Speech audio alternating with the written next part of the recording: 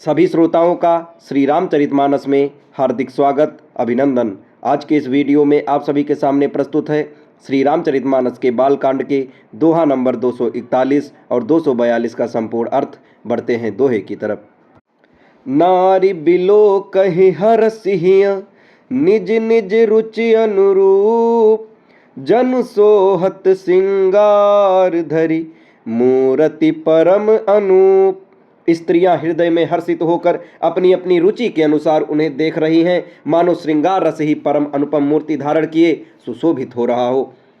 विदुषः प्रभु विराट मय दीसा, बहुमुख कर पग लोचन सीसा। जनक जाति अव लोक ही कैसे, सजन सगे प्रिय लागहि जैसे।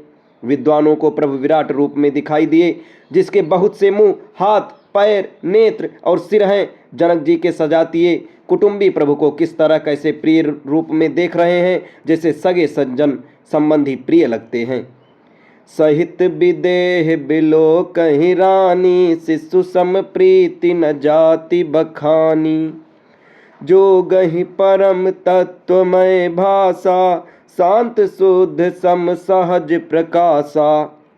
जनक समेत रानियां उन्हें अपने बच्चे के समान देख रही हैं। उनकी प्रीति का वर्णन नहीं किया जा सकता। योगियों को वे शांत, शुद्ध, सम और स्वतः प्रकाश परम तत्व के रूप में दिखे। हरि भगतः देखे दो भ्राता, इष्ट देव यू सब सुख दाता। राम ही चितव भाय जहि सिया, सो स्नेहु सुख नहीं कथनिया।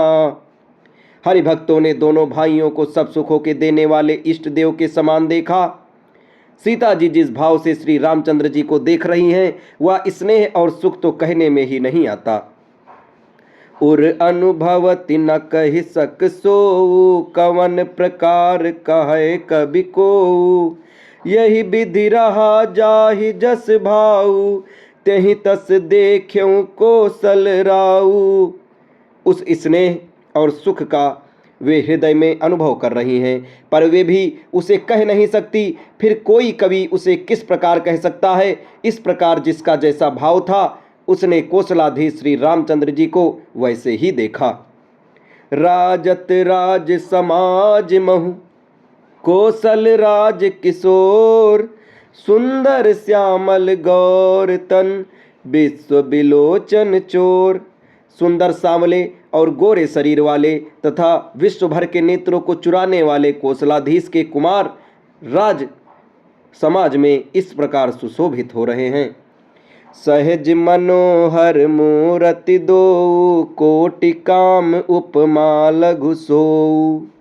सरचंद निंदक मुखनी के, नीरज नयन भाव तेजी के।